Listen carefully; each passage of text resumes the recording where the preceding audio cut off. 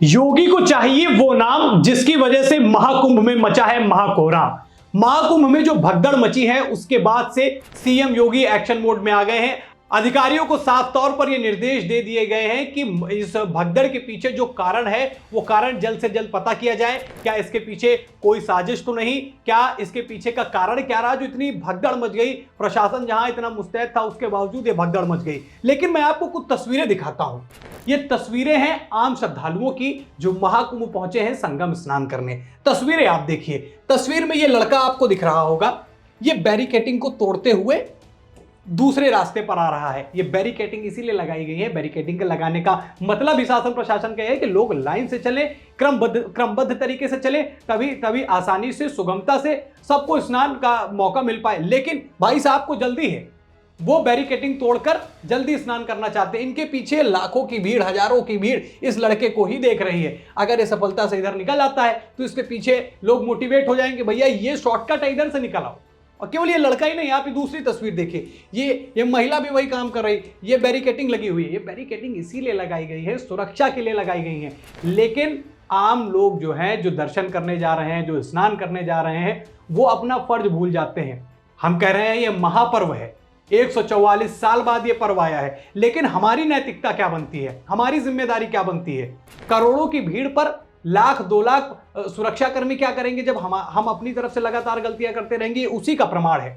किसकी वजह से ये भगदड़ मची, क्या हुआ? अब योगी सरकार इस पर जो है वो पूरी तरीके से एक्शन मोड में है। अगर कोई ऐसी चीजें सामने निकल कर आती है तो सरकार इस पर एक्शन भी लेगी, क्योंकि कहीं ना कहीं बहुत बड़ा कारण रहा है इन बैरिकेडिंग्स के टूटने का। जहां हमारी टीम भी वहां पर मौजूद है, उन्होंने ये चीज हमें बताई कि बैरिकेडिंग के पीछे कई लोग लेटे हुए थे, आराम कर रहे थे, और ये हादसा लगभग 12:30 से 1:30 बजे के बीच में हुआ। और उसी बैरिकेडिंग को तोड़ते हुए लोग जो है संगम घाट की तरफ बढ़ने लगते हैं, और जो लोग सो रहे होते हैं उन्हीं के ऊपर वो चढ़ने लगते हैं। कई और उन्हीं के पैरों में फंसकर वो गिरते हैं। पीछे आती हुई भीड़, एक गिरता है, 2 गिरते हैं, और उस धीरे धीरे पूरी भीड़ उसी में गिरती चली जाती है और ये भगदड़ मच जाती है। ऐसा अभी तक बताया जा रहा है। हालांकि इसकी अभी आधिकारिक पुष्टि कोई भी नहीं हुई है, लेकिन ये तस्वीरें इस बात की गवाही दे रही हैं कि भगदड़ मचने से पहले स्थिति वहां पर क्या थी। गलती किसकी है वो अब तो आगे जब रिपोर्ट्स आएंगी तब पता चलेगा। लेकिन जो सवाल उठाते हैं वीआईपी कल्चर पर,